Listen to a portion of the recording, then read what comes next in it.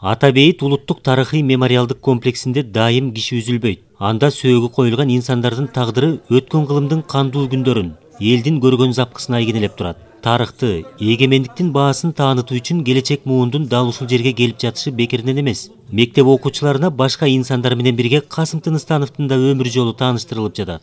Касым Тыныстанов Кыргызстандын агартуучусу болгон, 1901-жылы төрөлгөн. Бул Касым Тыныстанов репрессияланып кеткен, андай адамдарды унутпашыбыз керек. Көптөгөн китептери жазган, ал жалгандык менен репрессияланып атылып кеткен.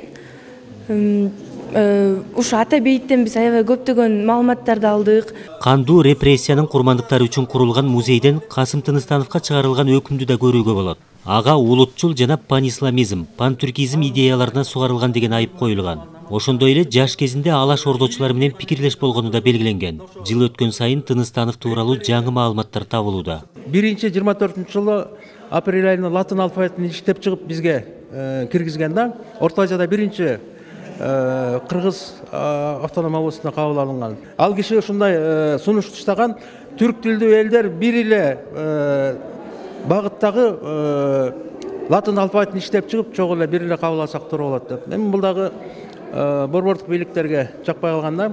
Касым Тыныстановдун калтырган эмгектери унутта калган жок. Анын ысымы жогорку окуу жайына, Борбор каладагы көчөлөрдүн бирине ыйгарылган. Элеси улуттук акчага түшүрүлгөнү да өзгөчө окуя болгон. Улуттук банктын музейинен учурда колдонуудагы жана эски акчаларды да көрүүгө болот. Алардын ичинде 10 сомдун да өзгөчө тарыхы бар.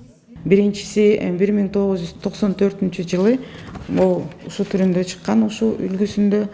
Экинчиси болсо 1997-жылы ушу үлгүсүндө чыккан. Эки банкнота болгондагы 2009-жылдын 1-декабрында монета түрүндө чыга баштаган. Вариант катары ушу 10 сомдук банкнотага белгилей кетсек, мынакей Муратбек Рыскуловдун дагы элеси сунушталган болчу. Андан сырткары Касым Тыныстановдун элеси 20 сомдук банкнотага сунушталган экен.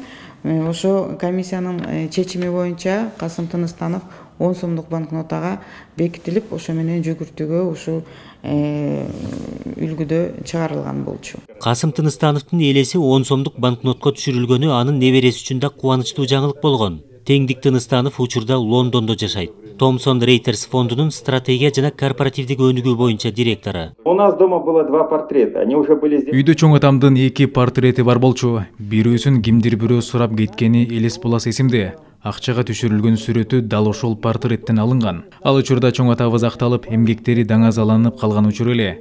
Ал эми элеси элге тааныш эмес болчу. Дал ушул акча аркылуу калкка кеңирүү белгилүү болгон. 10 сомдук банкнот алгачкы жолу колума тийгенде үйгө чуркап барып, ата-энеме кубануу менен кабарлаганым эсимде. Касым Тыныстанов ак жерден атылган учурда 37 гана жашта болгон.